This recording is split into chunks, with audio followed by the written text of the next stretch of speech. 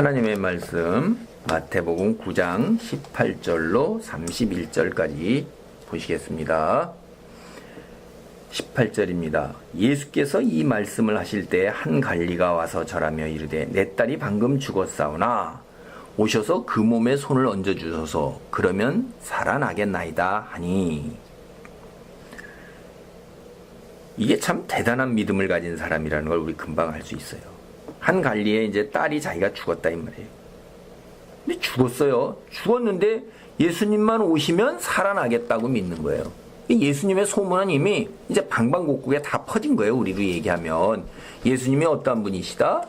아이고, 그 뭐 세상에 하나님께 병을 받은 나병 환자, 그 고칠 수 없는 나병 환자도 고치시고, 중풍병자 그 어떻게 그때 움직이냐 그 사람도 고치시고, 귀신 들린 자들 이거는 뭐 우리가 감당도 못하지 않냐. 근데 귀신 들린 자가 허다한 거예요. 여기저기 귀신 들린 자를 다 고치십니다.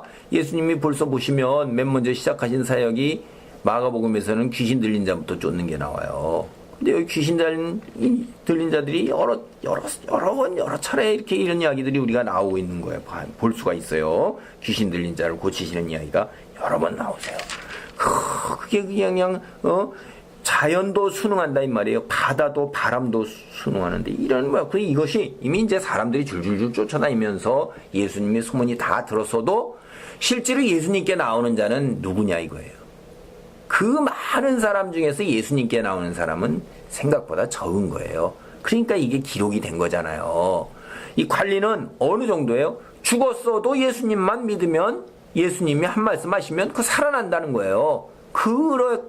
이런 정도로 생각한다는 게 이게 예수님에 대한 얼마나 대단한 그 열망과 간절함이 있는 거예요. 그러니까 쫓아온 거죠. 그래서 19절 20절 보면 예수께서 일어나 따라가시매 제자들도 가더니 12해 동안이나 혈루증으로 앓는 여자가 예수의 뒤로 와서 그 겉옷가를 만지니 이는 제 마음에 그 겉옷만 만져도 구원을 받겠다 함이라. 여기에 12년 동안이나 이제 피를 흘리는 병으로 해서 다른 이 공관복음을 보면 이 여자가요 재산을 다 탕진을 합니다. 그 가짜 의원들이 고치지도 못하면서 고치려고 이 여자가 온갖 재산을 다 탕진을 하면서 그 고생을 다 해서 이제는 방법이 없는 거예요. 12년이면 긴 세월이죠. 굉장히 힘든 세월을 보낸 거예요. 이 유대에 예수님이 전에 그 하나님의 그 말씀에 의하면 이렇게 피를 흘리는 이런 것은 부정한 거예요. 굉장히 부정하게 취급하고 그랬습니다. 이 사람도 굉장히 힘든 삶을 사는 거예요. 쉽게 얘기하면 따돌림을 받는 삶을 사는 거고, 손가락질을 받고 조롱과 무시 속에서 살아가는 삶인데, 그런데 예수님 와서 그냥 그저 바라보고 그냥 겉옷만 한번 싹 손만 대면 낫겠다 하는 그 얼마나 대단한 간절함이 있는 거예요. 대단하니까 예수님께 나온 거예요. 사실 아프고 병든 사람이 얼마나 많겠어요. 오늘이나 옛날이나 똑같은 거예요. 사람 사는 거에서 이 세상이 우리가 타락함으로 인해서 부패함으로 인해 가지고선 이 세상의 시련과 고통과 슬픔은 예나 지금이나 다를 바가 없어요. 사람 사는 모습은 여전하거든요. 그런데 이 사람이 이렇게 나온다 이 말이에요. 이게 그러니까 간절하기 때문에 나온 사람이 소수에 속한 사람 중에 한 사람인데, 실제로 가서 살짝 간졌는데 병이 그냥 난 거예요. 믿음대로 되는 겁니다. 그래서 예수님께서 싹 여기는 지금 간략하게 되죠. 딴 데 보면 누가 나를 만졌느냐 그러니까 제자들이 아니 이렇게 많은 사람들이 예수님 인기라서 그냥 다 밀고 떠미는데 수생에 누가 만진 사람이 뭐 한두 사람이에요? 예수님이 군중 속에서 밀려가는데 예수님이 이상한 말씀하신다 이렇게 생각을 했다 이 말이에요. 그런데도 예수님은 딱 말씀할 때 이 여자가 자기 죄를 자복하라고 싹 나와서 제가 그러니까 예수님께서 뭐라고 그래요? 돌이켜 그를 보시며 이르되 딸아 안심하라 내 믿음이 너를 구원하였다 하시니 여자가 즉시 구원을 받으니라. 이게 뭐냐면 치유되는 것뿐만 아니라 여기서 딸이라는 게 뭐예요? 하나님이 내 딸이라고 인정하는 거예요. 자기 자녀라고 인정하시는 거예요. 이 명칭이요. 이게 굉장한 명칭입니다. 성도라고 부르는 것도 아니고 하나님의 백성이라고 부르는 것도 아니에요. 딸이라고 부르셔요. 너는 내 자녀라. 너는 내 아들이라. 내가 너를 불렀다. 하나님이 우리를 향해서 이렇게 피조물인 우리를 만들어 놓고도 너는 내 자식이라 이거예요. 내가 배 아파서 난 자식이나 그와 다를 바 없이 너는 내 자식이라는 거예요. 자식이기 때문에 하나님 아버지로부터 하나님 아버지의 모든 것을 다 물려받는다 이 말이에요. 우리가 뭐예요? 상속자예요. 다른 말로 얘기하면 하나님이 우리에게 뭘 주셔요? 임금의 상속을 받는 사람이 뭘 상속받아요? 임금의 자리를 상속받잖아요. 임금의 자리를 상속받으면 나머지 모든 것은 다 딸려오는 거죠. 우리가 하나님께 통치자의 자리를 물려받아서 우리가 예수님과 더불어서 천국에서 통치자의 자리에 있어요. 성경을 보면. 그래서 딸이라는 명칭이 이게 대단한 것입니다. 병만 치유받은 게 아니라 육체적 병 치유받은 그것도 중요하고 굉장히 좋은 거죠. 그런데 더 구원을 받았다는 거예요. 하나님 지옥에서 이제 천국으로 옮겨가서 영원한 시간 동안 하나님과 함께하면서 통치자의 자리에 올라가는 놀라운 것이 무엇 때문에 그랬어요? 믿음 때문에 그런 거예요. 23절로 26절입니다. 예수께서 그 관리의 집에 가서 피리 부는 자들과 떠드는 무리를 보시고 그때 이제 죽었을 때요. 대신 울어주는 사람도 있었고요. 거기서 막 이렇게 확 와서 문상 와서 우리도 예전에는 그랬거든요. 밤에 사흘장 뭐 5일장 이렇게 치면 밤이 이제 무섭고 그러니까 불 펴놓고 뭐하고 사람들이 와서 욱자지껄하고 밤을 같이 새주는 거예요. 그냥 하고 뭐 그냥 왁자지껄 하면서 음식을 끊임없이 해대고 거기서 시시때때로 시간 맞춰서 곡하고 이랬는데 이게 이제 그런 거예요. 여기도. 그래서 대신 울어주는 사람이 직업이 있을 정도로 그렇게 해서 오는데 물러가라 이 소녀가 죽은 것이 아니라 잔다 하시니 그들이 비웃더라.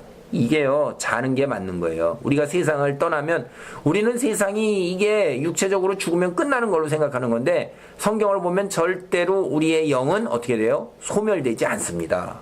우리의 영은 천국 아니면 지옥 둘 중에 하나 가서 거기서 영원한 시간을 이제 보내야 되는 거예요.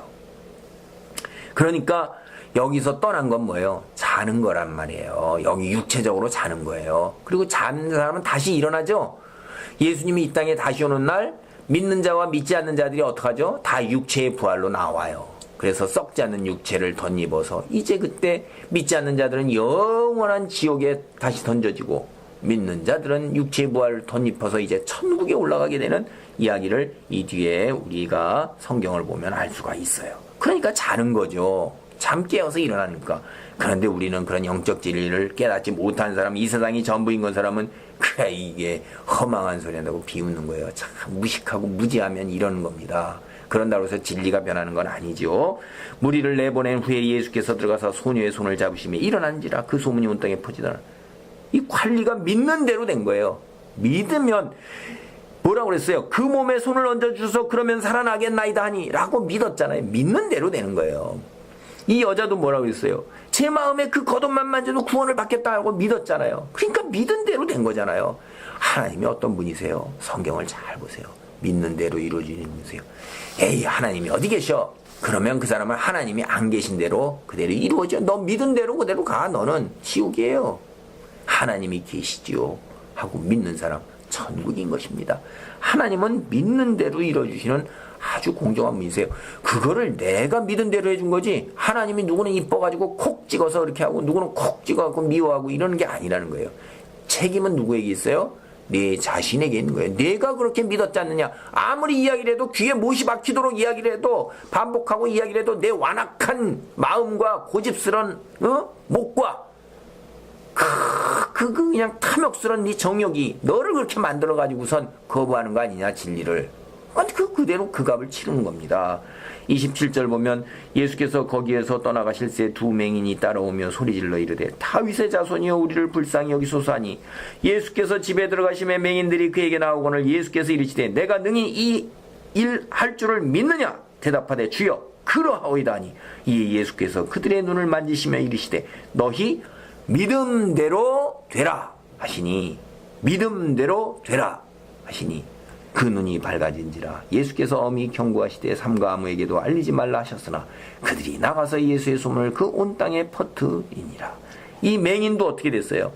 믿음대로 되리라는 거잖아요.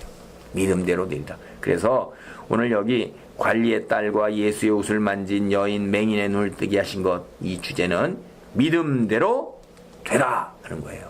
여러분은 어떤 믿음을 가지고 삽니까? 예수님이 어떤 것을 이루어 주시기를 원하세요? 그 믿음을 주 안에서 믿음을 갖고 그대로 이루어지는 축복과 은혜 안에 머무시기를 바랍니다. 아멘.